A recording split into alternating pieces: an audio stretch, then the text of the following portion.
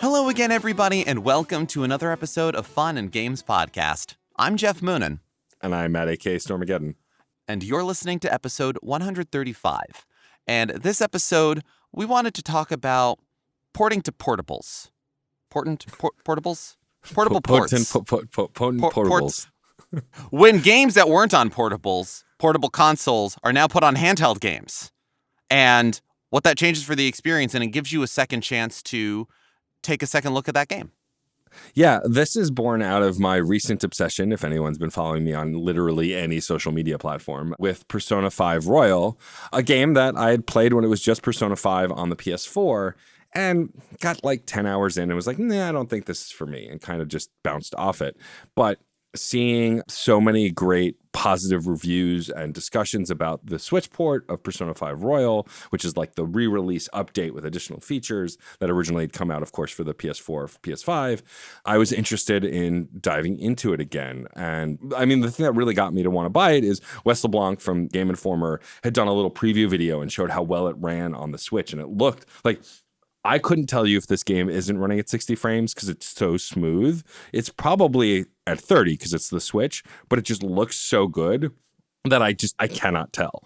And so anyway, the already very long story short, because I'd been so obsessed with Persona 5 Royal on the Switch and sitting on my couch and playing it portably, I was like, well, I didn't like this game that much on the PS5, but now I'm loving it on the Switch. Is it really just the platform? Is it just my preference for portable games? And I thought that there might be something more to that than just my personal preference, that maybe location, mood, feeling, the port itself can all affect like how you really view a game and maybe give it even certain games a second chance.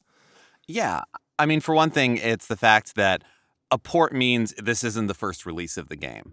And thus, it's had a little time in the cultural zeitgeist in the eyes of other gamers. It's been reviewed. You can look up Steam reviews or Metacritics or anything else about it and kind of form that. But it gives you a little distance, and it's a good excuse to take a second look at a game. Video games are not exclusive to the idea of sometimes you need to come back to something once, twice, three times, however long of distance before it clicks for you. A lot of times when I'm recommending games to my spouse, it is as much about the timing as it is about the game itself. And so being granted that opportunity to take a second look should not be underestimated, but I don't think that's the entire story either. No. And like this phenomenon has happened multiple times, even just this year. Like I first played Tunic on PC Game Pass when it first came out. I played a couple of hours of it and genuinely loved it, but was like, all right, I have other stuff I want to play. I'll come back to this. And then just it didn't really hook me. Like I enjoyed my time with it, but it didn't hook me where I became obsessive. And then when Geoff and I went to PAX East earlier this year, we were lucky enough to be given codes for the Steam version. And I still didn't really get much chance to play it. I had downloaded it and then I installed it on my Steam Deck, but like just never got around to it. And then, I don't know, a month ago, less than that now, as of when we're recording, I was like, you know what? I'm finally going to play Tunic on the Steam Deck. And I got sucked into it, playing it every day, got obsessed with it. It's near the top of my Game of the Year list. The top 3 spots are still in contention, but it's up there.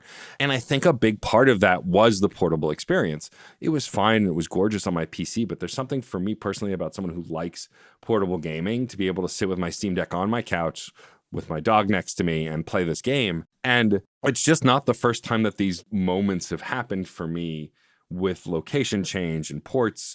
You know, Chrono Trigger, which I talk about a ton, one of my favorite games of all time, I love on the Super Nintendo and will gladly play on a TV, but like I've revisited it on the Steam Deck, on the Steam version, and I of course have the 3DS version, which is my favorite version of it. Like I'm more eager to play those versions than going back to original Super Nintendo, which I'm sure I would also still enjoy. And I'm not sure where in my brain that comes from, but I do feel like the core of it is your comfort. And like, if you're uncomfortable, or it's the same way, like if you're having a bad day or you're anxious or you're upset and you can't calm down or you can't focus, playing a game might not be right. I think for me, at least, this portable gaming through the Switch and the Steam Deck specifically is a level of comfort above and beyond just base comfort for playing games for me personally.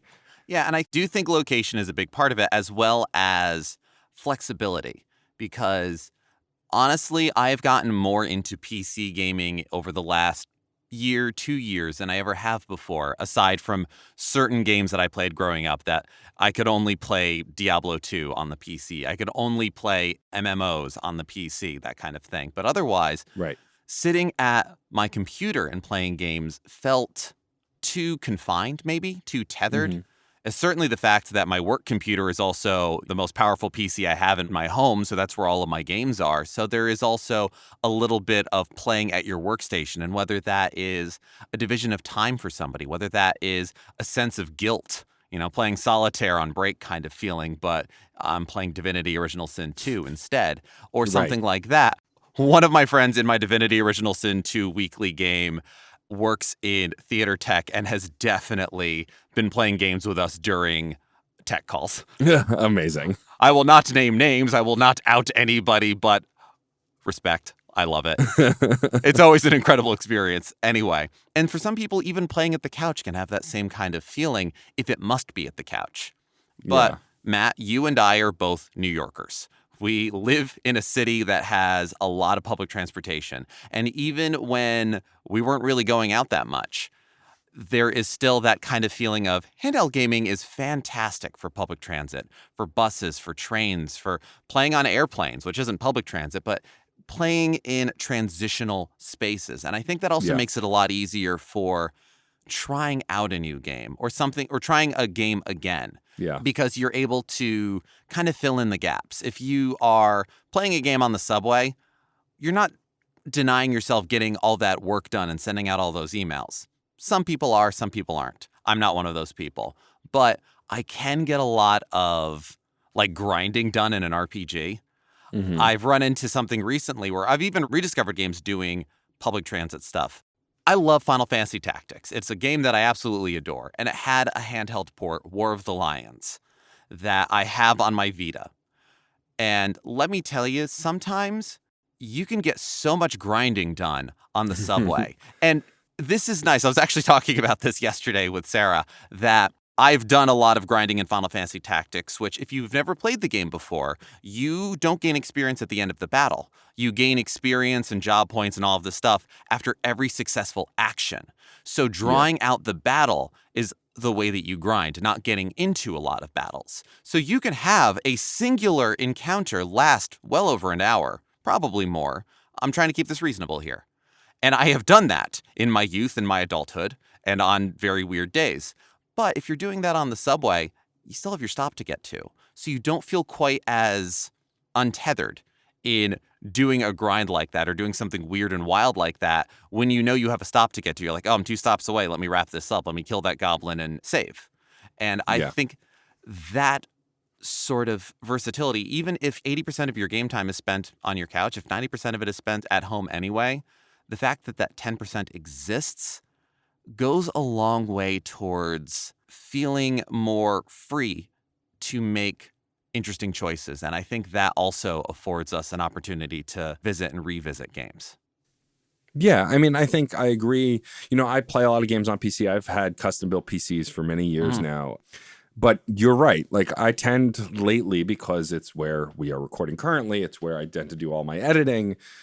Mostly, I only use my PC lately to play Overwatch 2 with friends or to jump back into Final Fantasy 14, which is mostly a solo experience, but I can currently only do it on my PC, or it's been a lot of multiplayer gaming for me. It's where I play Divinity Original Sin 2, although one of these days I will test it on the Steam Deck to see how good or bad of an idea that is. But I think I have gotten to this point where my PC is for community gaming. I've played some games by myself, but now that I have the Steam Deck, I don't have to sit at my computer to play all of these computer games, unless it's Elden Ring, because that kills the Steam Deck's battery in 45 minutes.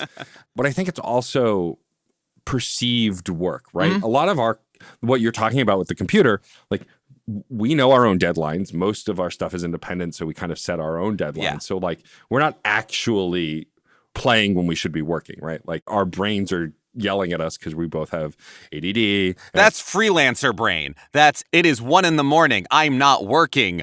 I am a drain on society kind of feeling. Yeah. So there is that. But I also imagine it affects other people too. I'm trying to empathize here. Right. But it's one of those things where perceived work, I think, influences how and why we play games. And my example of that is like sometimes turning on my TV and turning on the PS5 feels like work. Mm-hmm. And like sometimes that's intentional, right? Like whenever I'm playing Andromeda right now for Reignite, that's work. I'm taking notes, I'm playing and prepping for an episode we're recording. And so that's active work. And so it's a different story. But like, I think why I didn't like Persona 5 on the PS4 is because it was such a slow-paced game intentionally, right? Because you're doing day by day. Mm-hmm. And so every time I turned it on, it's like, well, it's like appointment TV, right? Like I have to turn it on, I have to get comfortable. All right, what are we doing today? Whereas with the Switch, you can put the Switch in standby at literally any time. Waking it up from standby takes less than 10 seconds. Mm-hmm. And the battery life in standby lasts a long time. The problem with the Steam Deck right now is that like putting the Steam Deck in standby, the battery drain is still pretty quick, even when it's idle. Whereas the Switch, like other Nintendo consoles, the drain is like, it takes a week, I think, for the battery to fully drain. Maybe if a game's open, less, but like if a game's not even running, the battery lasts at least a week, if not longer, without degradation. And same like the 3DS I've left on for years and it's not, like battery's not drained. Like that thing's a beast.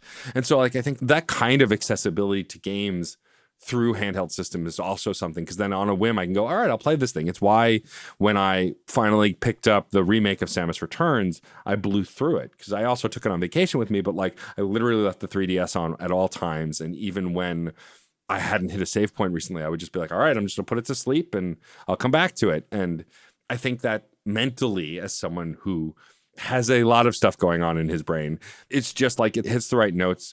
And that said, like I also recently, as a birthday present, got the Pac-Man World Remake repack on the PS5.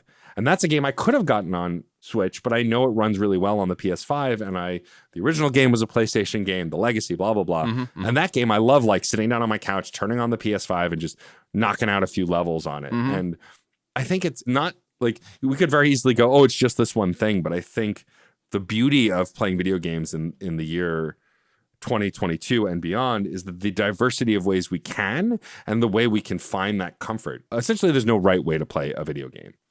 This is mostly true, yes. Yes. Your intent is correct, yes.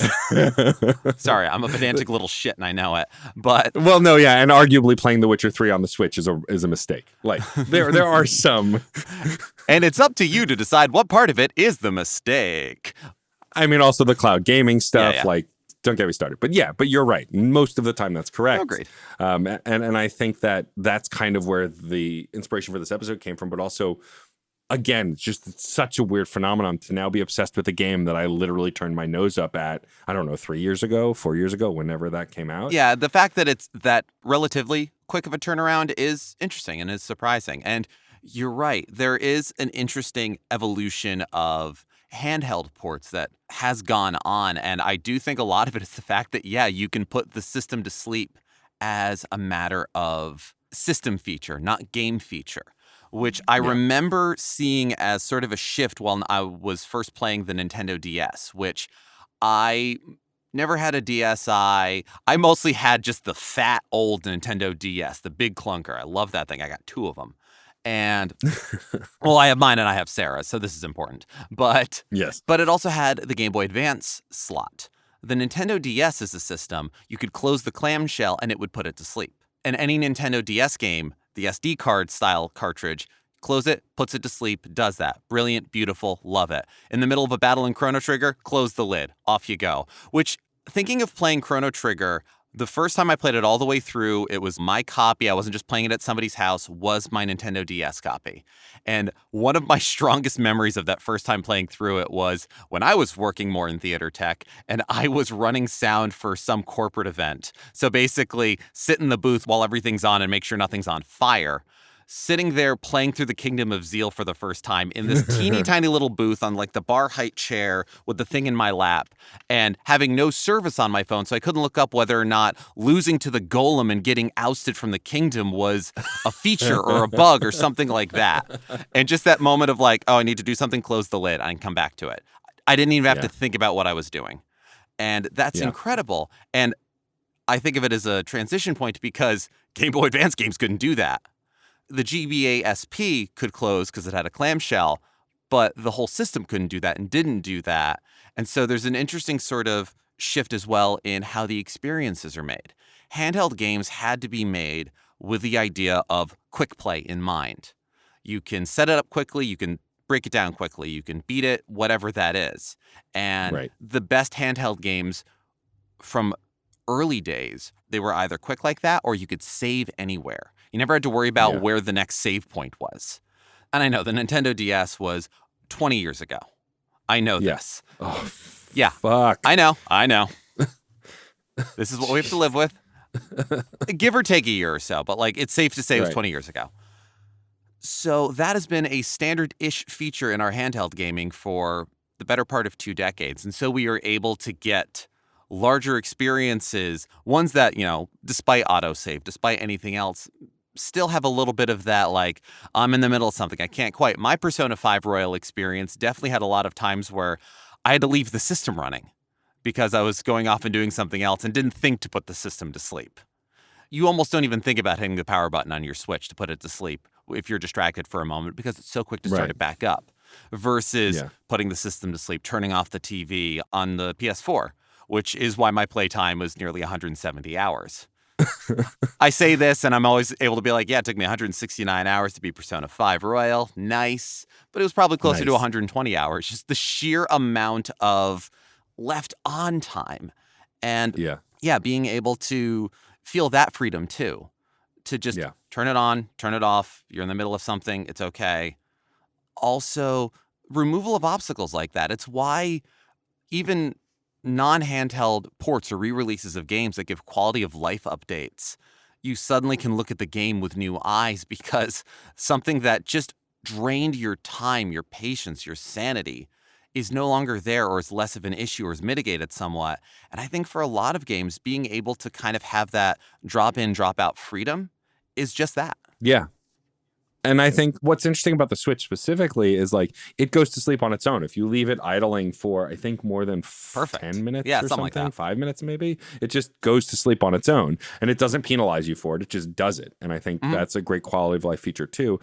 I think for me also, I've found that like playing games in multiple places, some places I don't like it better portable. Again, I think it goes back to your comfort and like the mental state we're in when we play games. Like for me, the most fun I've had playing Turtles is on my PS5, but I've mostly only played the new Turtles game with friends. I played it a little by myself on the Switch because I famously have it on every platform because I'm that guy. I'm not a guy, but you know what I mean.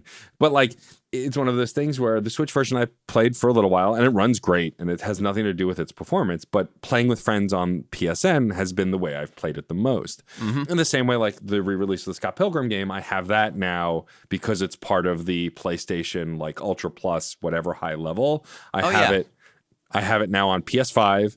On PC is where I bought it, and then I did buy a Switch physical copy at PAX East this year. So like I have that on every platform also, and I've played it in all those locations. And I think this feeling goes a little bit towards that, right? Like obviously I bought the re-release of Mass Effect, the Legendary Edition on the PS5, PS4, because I wanted a console experience. I didn't like my experience playing those games on the PC when I was playing them for Reignite.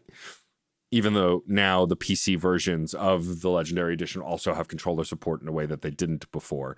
But they didn't at the time. Right. And so like for me, that was the way to repurchase those games. But since then, and cleverly waiting for a sale, the Legendary Edition eventually went on sale for like $20 or $30. And I was like, you know what? I'm going to buy it on Steam because Steam always has sales. Now being able to play that whenever I want on my Steam Deck, and admittedly, I haven't played it in 3 or 4 months, but it's one of the few games like Chrono Trigger or like Final Fantasy VII, like Super Mario RPG, I could literally pick up at any point and go, I know exactly where I need to go. Or after searching for like 10 minutes go, I know exactly where I need to go because I know the game so well.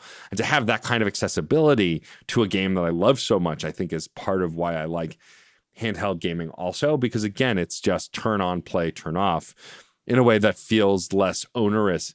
And again, I think the onerousness is psychological. It's not that hard to turn on a TV. It's not that hard to turn on a PS5. But when you're dealing with anxiety and depression and other things that I know a lot of folks who listen struggle with, any barrier removed is a good thing. Yes. And even just turning on the TV and then turning on your console of choice is 2 steps. Yeah. Versus the 1 step of turn on handheld console. Yes. And the amount of time waiting while those things turn on, those are times to get thinking. Those are times to be worrying about your time management. Yeah, it's twice as many steps if we're just looking at that part. There's probably more. And you're right. Those are obstacles. Any Yeah. one of them can be a stumbling block. Yeah, and I think also for me lately, it's been a big part. A big part of it is like Sarah doesn't play a ton of games, but lately they have really loved Spiritfarer, which they started on PS5 at the recommendation of a friend. And for some reason, when Sarah's watching a TV show or a movie on the TV, and I'm trying to play a game on the couch, I get easily distracted. I get sucked into the narrative, even if it's a show I don't want to watch. But when they're playing a video game, because in most video games, at least, there's so much space between narrative because you have to have gameplay and mechanics on some level for most games, not all games. I'm less drawn into the moment to moment on a game. And so I can sit on the couch and play Persona, snuggling my dog, while Sarah is playing Spiritfarer on the TV on the PS5. And that's really nice. And is a feeling that I haven't had in a long time of like this communal gaming as a family.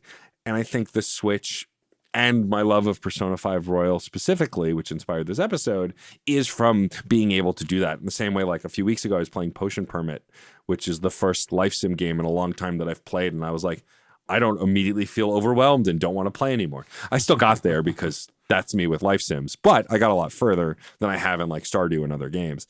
It's comfort, and I think comfort is core to gaming.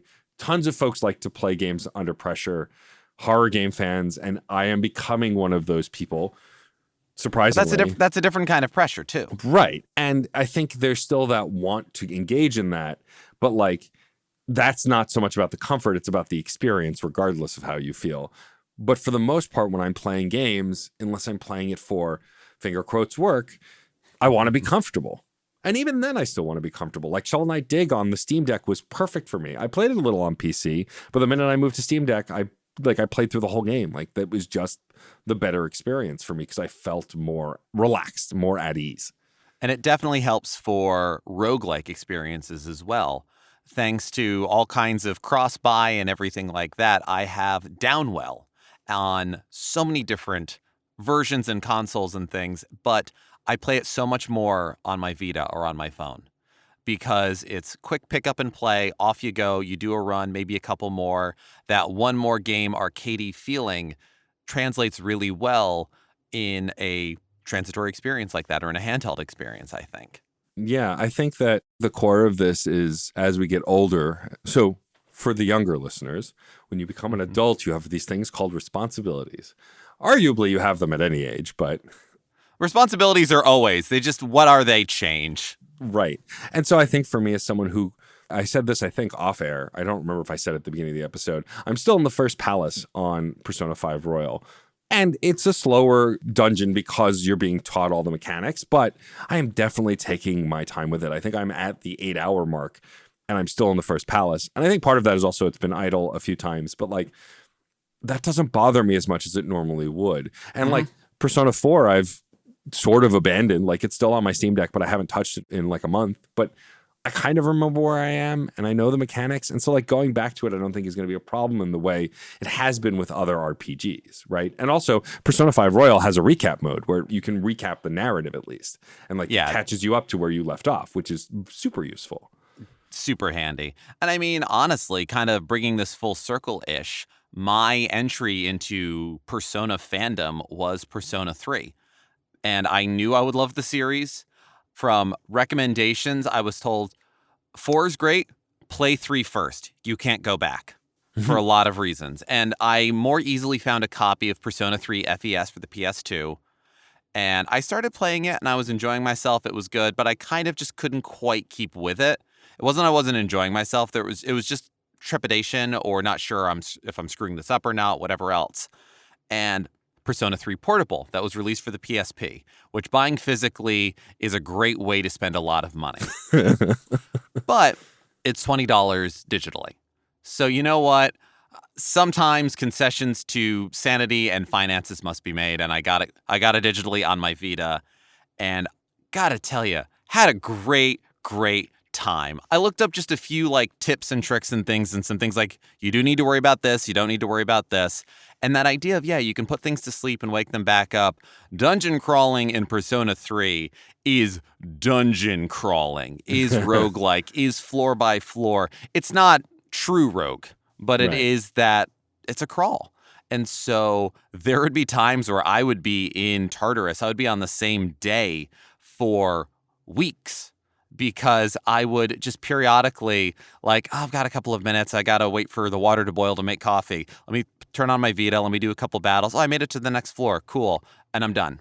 And then come back to it and whatever else. So I would have this wonderful experience of, it would take me a month to get through a single midnight, and then I would blaze through 3 weeks in a day of in-game time, which is just very funny like that. But because I was able to pop in and out like that, it felt good. And I suppose it was a second look because I did try FES first. And there are some quality of life updates that were made in Persona 3 Portable because Persona 4 had already come out. Yeah. So there was a number of, I looked back and looking at, I guess, memes and complaints about Persona 3 that some people have. In Persona 3, on the original console version, you could only control your main character. Everyone else was AI. Wow. So that is a choice you can make in current Persona games. But the fact that you couldn't control that at all, I understand why people were frustrated. So Persona 3 Portable lets you do that. So I was like, oh, I don't know what y'all are complaining about. I know what people are doing, Marin, Car, and who. But regardless of that fact, it got me back into the game and into that series, and I felt more assured in following through further. But those quality of life updates are also another reason why handheld ports can be very good, very useful. A lot of times when a game is ported to handheld, it's because it's been a console generation or two. Some of that is because of screen resolution. I got a list of screen resolutions over here that are just like, this is why these things work and this did that. And the GBA is about as powerful as the Super Nintendo. The sound chips are completely different. And some of the menu stuff got squashed because I just played through Final Fantasy V on the PS1 and the GBA version runs better. So let's think about that for a minute. It's CD versus cartridge. I know that. But the fact is that, the storage capacities have increased or game development has evolved over time or whatever else. And so you're able to fit more and do more and add more features. Some of them are just little bonus things that don't matter, but they feel good. And this is why the NES Classics line on the Game Boy Advance felt so cheap. The ones that were like Black Label, that were just like, it's just the NES game, completely unaltered. Okay, I see how that's a selling point, but it's not a selling point. And thus, it's really funny that still kind of happens when being ported to something like the Nintendo Switch, where we're getting games like Persona 5 Royal that when they first came out, it's like the Switch can't run that. They just need to be optimized a little bit or changed a little differently. Or maybe they did already and we just didn't realize it. But it gives some time, and that also allows for not so much extra features, but we live in an age of DLC. And so you can get Nier Automata on the Nintendo Switch with all the DLC already on it because we've had that development cycle and that's already come out. And so not only are you getting a chance to bring a game portably, you are also getting a chance to sort of get a pseudo Game of the Year version of it while you do it. And I mean, that's just fantastic. I do want to, on a slight tangent, call out every cloud version of every game because Nier Automata runs on the Switch beautifully at 30 frames per second without being a cloud version. Yet Kingdom Hearts 2 is a cloud version. Like, I'm calling BS on some of this. Like, some of it I get. Like Resident Evil 7 and Resident Evil Village, I get those being cloud versions. Those games are powerful. They have issues on some PCs. I get it. But like Mega Man X Legacy Collection, that's got cloud.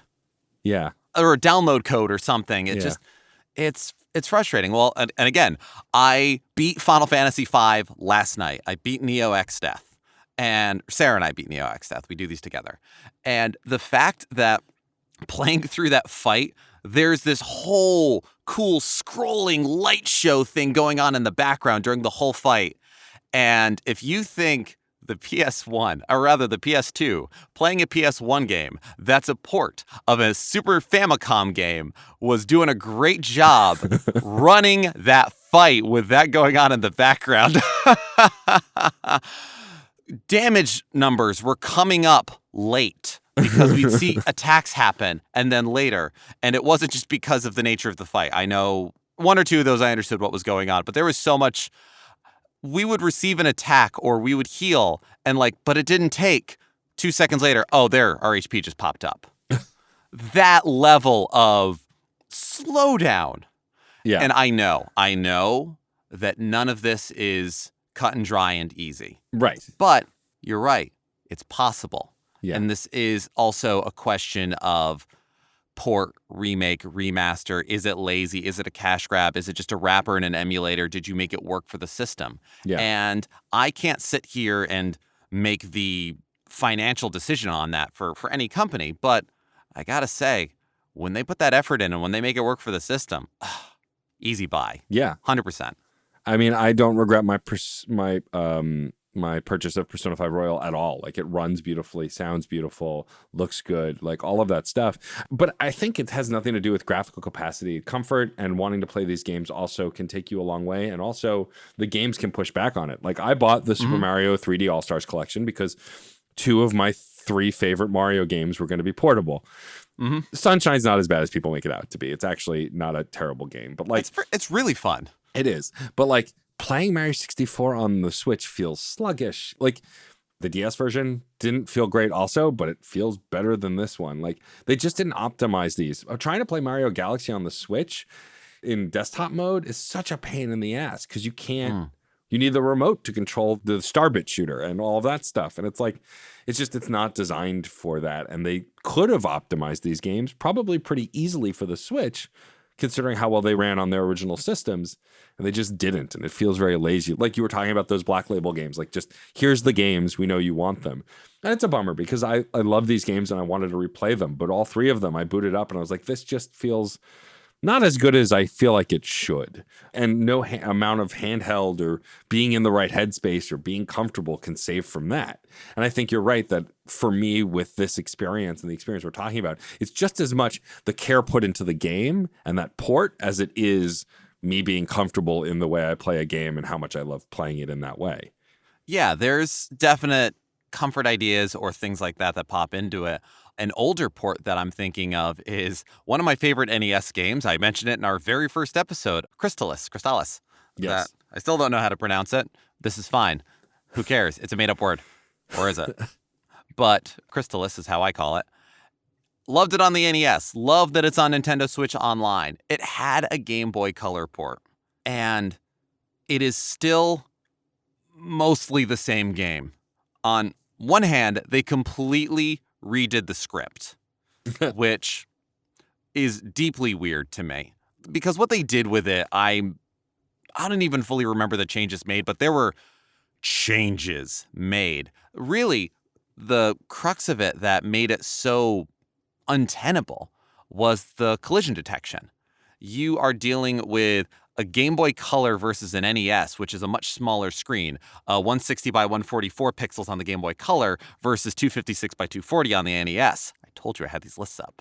And in the same way that converting Master System games to the Game Gear shrank the screen and ultimately shifted how white-knuckle the gameplay was, even though the Game Gear was mostly how... I mean, I don't think I've ever seen a Master System in the wild. I have, actually, now that I think about it. But Game Gear was just how I played those games. But I knew how wide the screen could be on Crystalis. Playing it on the Game Boy Color shrank it down.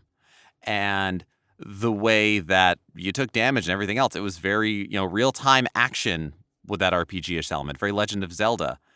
But the collision detection was very off. I hadn't played Crystalis in a while, and I've compared since. But even when I first played the Game Boy Color version, I knew it was off. And so having less room to maneuver while also getting hit more easily made it an utterly untenable situation. And I could have laughed at what they did with the story, but it was no longer a fun experience. It was no longer playing through it. I got as far as I did in it simply on the goodwill of the original version. And that's not the first time something like that's happened, but that's not one that is necessarily optimization for a modern console, but it is still not designing for its new home. Yeah. And I think ultimately for me, look, I played through the entire Shantae franchise obsessively back to back. And I don't think I would have done that on PC or on traditional console. Being able to do it on the Switch, having the physical versions, the awesome ones I got at Limited Run, being able to just go from game to game to game to game because everything is out. It's just an accessibility thing. And I don't think that it's any less accessible on Steam or on PlayStation, which they're there as well. But there was just something about also playing a classic Game Boy Color game on a Nintendo system that felt right. Yeah. And like, I know that the original Shantae gets a lot of hate. It is not a perfect game, but it has its charm, and I genuinely like it. It was a struggle to get through the back half of, but like, I really like that game. And like, I just don't know that I would have been as patient with it on PC or on the PlayStation. But because it was such an intimate experience, it was me kind of just chilling on the couch playing these games. I think I'm more patient with my Switch. Also, I think there's this urgency when I'm playing games on the PS5. I felt it with Judgment. I've famously played through all of the Yakuza games, loved them all, excited for these new spin-offs we're getting, and the newest one, even though Kiryu has this Linkin Park haircut in the new game coming out. I don't get what that's about. Let the fictional man make his choices. That's fair, yeah. But I'm sure there's some narrative reason and it'll be amazing. But like, I started Judgment, and it's a fun game. It goes back to the beat 'em up gameplay, which I do love. But like, after a couple of sessions, I abandoned it to play other things. I think what I'm talking about comes down to my personal console preference. I love my PS5. I'm grateful to now have games that are PS5, not exclusive, because a lot of things is still PS4, PS5, but that's designed for the PS5, right? Like, you know, Pac-Man Repack, as silly as it is, because it's a port and it's a remake, it feels great on the PS5 and looks great and like feels like it's worth the time to play there. But I also know that that game is ultimately 5 hours long, and no matter how long it takes me to get through it, it's going to be an experience on the shorter end, and I'll get through it and move on to the next thing. There's something about having longer experiences on the handheld games where I know, like, I can take my time with this. It's not going anywhere. It's either digital or physical, but it's always going to be on this system, right? I can keep the cart in, all of those things. And like, I don't mind that. And I think it just allows me to ease into these games a lot faster. I agree. It lowers the barrier to entry, whether that is technical in turning or turning off the system, whether that is asking of your time. I do feel as though games are allowed to be slightly more obtuse, or I allow games to be slightly more obtuse if I'm playing them handheld. I don't know, maybe because I'm already holding a thing in my hand, going to my phone and being like, how the hell do I do this? Feels a little less out of the experience. I re-got into, this was years and years ago, but I re-got into the modern PlayStation Sony environment because of the PSTV. Right.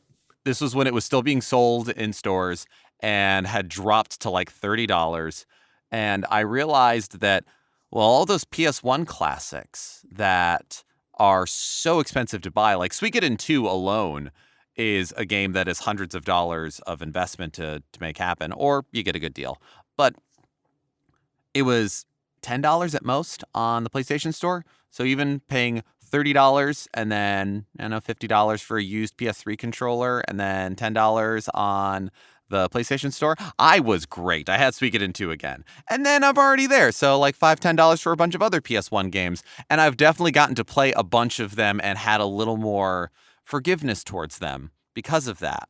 I do love the Tomba series, the Tomba duology, but really getting into the weird side quests that they do and trying to figure them out feels a lot better on handheld than it ever did when I was playing it on the PS1. Because again, it's kind of I don't know what to do here. In the same way that it feels okay to like turn on quickly or turn off because something else is going on, if you feel like you're banging your head against the wall on something, I certainly find it a lot easier on handheld to just turn it off for a little while. Yeah. And I know I'm going to come back. It's far less of a thing of I don't know how to beat this boss on a console game, and sometimes it's months before I get back, if ever. Where on handheld, it's like, I just need a break from this. And it's just as easy to walk away as it is to come back, and that ease of entry and re-entry, as we've been saying this entire time, is not to be underestimated. Yeah, no, I agree. I think that ultimately I wanted an excuse to talk about my recent Switch experience. Of course. But I think really, like, we often talk about the games that make us want to engage in the greater culture of playing video games, but sometimes it's us also and our entry point and our comfort. And I think I'd be really interested at least to hear like other people's ways they play games. Like for me, my couch in my living room has a chaise lounge that's as long as I am, and so I can lay out on it. And often if I'm playing the PS5, I'm laying there unless my dog Otis usurps the spot first. And like, that's my video game zone. Like, that's my place that I feel most comfortable playing any of my consoles. But like the Switch, I kind of can sit in our lounge chair. I can sit, at the table. I can sit in bed. Like, it's more flexible where I feel comfortable playing that. But like, I have a location to play my PS5. And then like, I'm comfortable in my gamer chair in my desktop computer. But again, there's something like about me being completely upright, less relaxed, playing games here that feels more like work than anywhere else does. And I think those environments, those situations, even if it's just a mental hurdle, all of those things go into what is a good video game experience. I mean, I will be honest, thinking about how I'm currently playing Persona 5 Royal and that the new Pokemon game comes out towards the end of November and that I know I'm buying a physical copy of as well. So I can't have both of those cartridges in at the same time. I know I'm going to have to stop playing Persona at that time. Like, that's giving me a little bit of anxiety. I will be honest. Yeah. But that said, like, not looking far ahead, just trying to enjoy. I feel like the Switch gives me a lot more time to enjoy in the moment in a way where I feel like I'm doing more planning and plotting when I'm playing at a desktop or on my PS5. Yeah, which is certainly, I don't know about everybody else, but for me, that idea of I have a half-hour appointment to get to. Well, this is going to take 5 hours because I need several hours beforehand to prepare, several hours afterwards to deal with it, and I need to block this out so that I'm not late to any of it.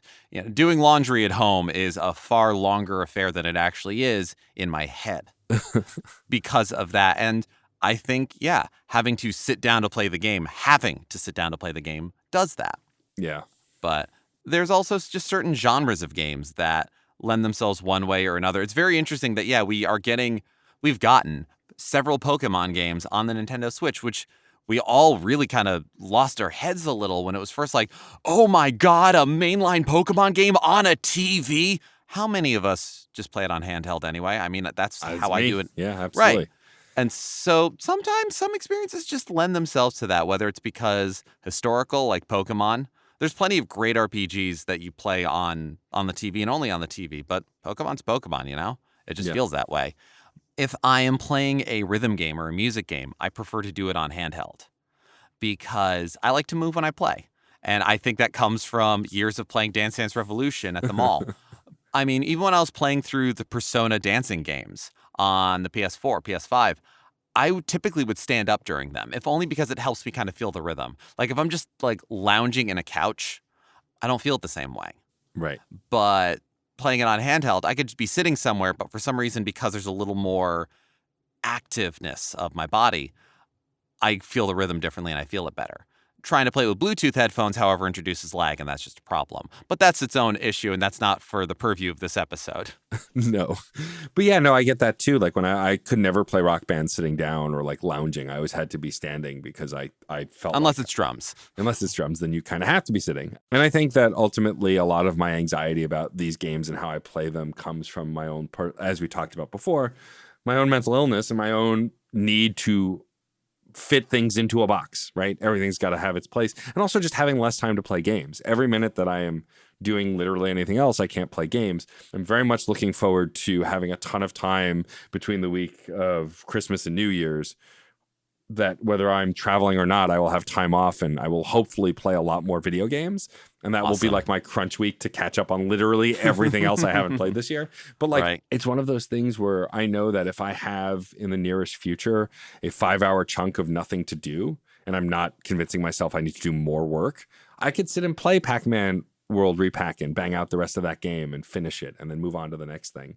It's a mental checklist and I like completing games, but I think I'm trying to also, with the Switch, find ways to feel more comfortable of not finishing games. Like I jumped from Mario and Rabbids Sparks of Hope to Persona 5 Royal. I am not done with Mario and Rabbids. I love the game. It's great. I think it's a superior game to the original. I think it's done some incredible stuff. Friend of the show, Grant Kirkhope, has done some great compositions for it. Oh, yeah. But I don't feel bad that I've abandoned it to play Persona because I don't feel like I'm abandoning it. Also, the first game took me like 3 years to finish because I started it, loved it, and then stopped and then didn't finish it till like last year. So like I'm letting myself be more comfortable with not finishing things. Like in the pandemic, at the height of it at least, I got into the groove of beating things and finishing things. And I love the serotonin of saying I completed this thing.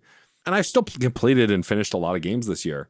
but I'm letting myself now, as we get towards the end of the year and there's a dearth of games in the fall, an unreasonable amount of releases, as there is every fall, I'm letting myself go, you know what? I'm going to let my heart take me where it goes. I know I'm going to be obsessed with the Sonic game as long as it's halfway decent when it comes out. And if that's the direction I go in that direction. It's not going to stop me from playing Persona ever again.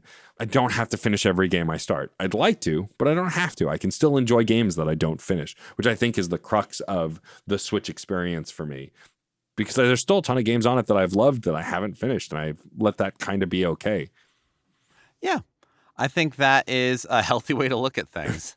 Speaking only clinically, I don't actually know, but it certainly sounds like it. I mean, again, this is me speaking here. Who knows if this will last? I may start to feel quite anxious as we get closer to the Pokemon release, but that's a story for another day. But I'm curious what our listeners think. Like, this is the first time we really kind of dived into the how do you play games, and like, it was a little all over the place, but I think ultimately, like, how we engage with video games is just as important as the video games we play. And I think it was a fascinating dissection of a recent realization that I had that clearly I'm not alone with, because Geoff has had similar experiences, and I assume y'all out there also have had similar experiences. Well, Matt, let me ask you. Has there been a game that's come out that was a simultaneous or near simultaneous console and portable release that you had to make the decision whether or not, and did you choose portable or did you choose something else? I have an answer in mind, so I can give mine first. Please do, because I have to think about it for a sec. Yeah, absolutely. I'm thinking in terms of Vanillaware games, which I'm rather a fan of. As I've said before, I like a little bit of grind. I like a little bit of action RPG. The art is beautiful, whatever your opinions about the design ideas of it. And they're very fun. And I fell in love with Muramasa Rebirth on the Vita. It was fan-freaking-tastic. And I'm finally getting into... I've played Dragon's Crown a little bit here and there. I was playing it on the PS4, PS5, playing the newer edition. But it also cross-saves with the Vita and PS3 version. So I have it on the Vita, and I'm having an incredible time. I brought over the save file that I had, and I'm just grinding through, and it feels great. And it's what I'm playing on the subway right now. But when Odin Sphere had a re-release, it came out simultaneously for the PS4 and the PS Vita. And I knew I was only going to get one. That feels ridiculous. And I saw it at kiosks and things like that, and it looked beautiful on the PS4. But I also knew me, and I knew how I spend my time. And I got it for the Vita. And for a lot of reasons, I feel incredible about that decision, because it let me really delve into that game. There's the multiplayer aspect of like Dragon's Crown, but like a lot of other multiplayer kind of dungeon crawly or any of those ones with advancement, it can sometimes be a little bit of a slog of like, all right, I've upgraded my guy. Now I got to wait for everybody else. And Odin Sphere or any of the Vanillaware games that have some fun menu work with all of the cooking and the food and the equipment and the stat points and everything else felt great to do on the go, kind of my own little experience. And so would it have looked beautiful on my PS5? Yeah, it would have.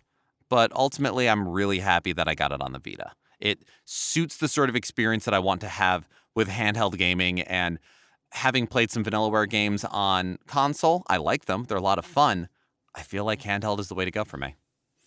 See, it's funny because I kind of have a story on the opposite end. For me, it's one of those things where, like, I remember when we were talking about Bloodstained, we had played Curse of the Moon 1. We were really excited for this release of this game. It's a Castlevania game. And to me, like, Symphony of the Night is an isolated experience. That is a console game. I would love to have it portably, but that's a console game.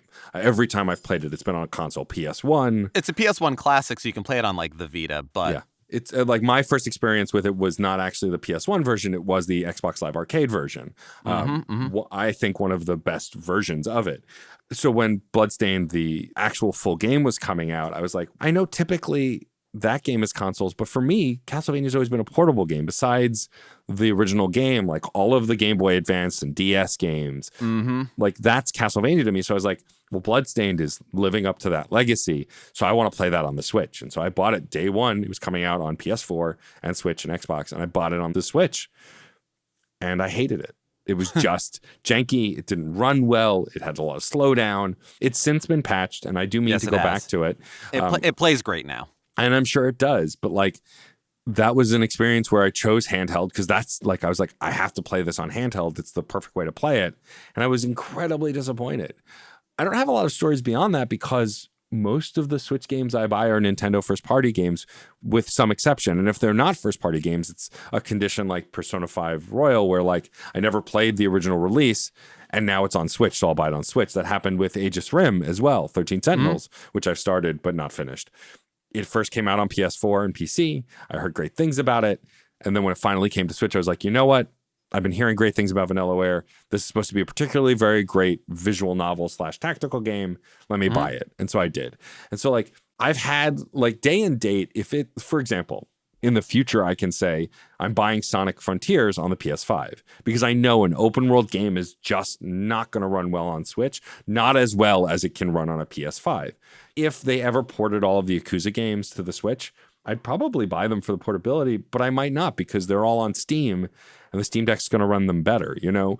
I make some concessions with it, but like Persona 5 Royal, to wrap things up, I only bought because I knew it ran well on the Switch and especially the Switch OLED. Had it had frame rate drops, looked really poor, was fuzzy, I wouldn't have. I would have probably bought it on the PC and then just played it on my Steam Deck. And so I think like indie games, no second thought. If it's being released multi-platform, I buy it on the Switch. Like that's easy for me. Hades, when I finally wanted it, it was a Switch purchase. There was no other option. That Slay the Spire, absolutely wonderful on the Switch. Yeah. And so like that day and date, I can't think of specific games because a lot of the more recent indie games, The Messenger. When The Messenger was coming out and I was excited about it, could have bought it on, I believe, PC, maybe PlayStation and the Switch, and I bought it on the Switch and didn't look back, and it was great. It runs great. I loved it. It was the way to play that game.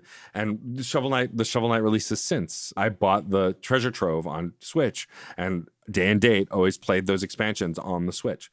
Because besides Bloodstained, most of the indie games have been an incredible experience on Switch. And also Bloodstained's in this weird space. Like it's technically indie, but it's crowdfunded. And also it's a major creator who's been making games for years. So it's in that kind of nebulous space. There was a definite weird class of game to that. I know. I mean, hey, Shovel Knight was a crowdfunded game too, but I get what you mean in terms of. Thought of another one, Mega Man 11. That was the one. When Mega Man 11 was announced and it was coming out on multiple platforms, I went, Mega Man is a Nintendo franchise. I know it's lived long on other places, on the PlayStation and other places. But to me, it's a Nintendo franchise. The first 6 games, some of my favorite games, all Nintendo games. Yeah. And so Mega Man 11, day and date, I bought on the Switch and didn't regret it. It was incredible. And so like that's the one I lot up as like, this was the right choice. I'm so glad I got it portably. And I loved it. Fantastic. Well, now we put it to you, listeners. What are your favorite genres and experiences to play on portable versus console versus PC? What are the games, franchises, experiences that you had to take a second look because you could take it with you so you could take your time with it? What were the games that really they need to stay where they are? Or what are the new features that have come out in portable games? What were the features that handheld systems gave you that made the game more accessible? Shovel Knight to me is a 3DS game, and being able to have that second touchscreen to access all of the relics, let me tell you, I know you can have a great time with all the other on any other platform, but dang, you're missing out. But that's just what it is, and that's what it is for me, and we want to know what it is for you. So you can let us know. And there's a lot of ways to get in touch with us. You can find us on Twitter and Instagram at funandgamespod. You can email us at funandgamespod@gmail.com. You can go to certainpov.com and find not only a permanent invite link to our Discord server, but you can also find a lot of other fantastic, nerdy Certain POV podcasts. Yeah. Also, you can rate and review us on your podcast platform of choice sincerely in this moment when you are listening to us. If you have a moment, rate us on Apple Podcasts. It really, really helps. Star rating, it doesn't honestly matter. I think the algorithm literally doesn't care. But like write a short review. Doesn't even have to be long, a couple sentences, but it really does help us grow the audience. We've loved the reviews. We read all of them. We see all of them. So please keep it up and continue to do it. It really does help us. The call to actions that we do at the end of every episode, you can literally respond to us anywhere. You can reply to the tweet of the episode. You can go to our Discord server. We have a channel just for the episode posts and engage there. We've been having some great conversations there, and we'd love to have more. We're constantly talking about the games we've been playing, and the Discord has become a really great community for discussing those things. Very recently, previous guest of the show, Alex Lavelle, has joined us in obsessing over Inscription and how just ridiculous that game is. I love that game. But please engage with us in all those places. We love having conversations about the games that we've been playing and all of the stuff that we've been talking about. Absolutely. Since we certainly didn't mention every game that we were thinking of, I didn't even get to talk about Metal Gear Solid for the 3DS. And we can mention every game that's out there because this is a limited medium and because we don't know every game that's out there. We can only speak from our own experiences, and we want to hear from you about your favorite games and your experiences because this is a conversation. Thank you for being a part of it. I'm Geoff Moonen. And I'm Matt A.K. Stormageddon. And happy gaming. Hey. Oh, hey, Geoff. What's going on, guys? Oh, talking about Superman. Oh, cool. I could talk about Superman. I could talk some more about Superman. We know. I'll bet a few people would want to get in on this. I'm down. You know it. That sounds like fun. I'll do it. Cool, let's do it. We can call the show Men of Steel. And you can find it at certainpov.com. Or wherever you get your podcasts. Yay. CPOV. Certainpov.com.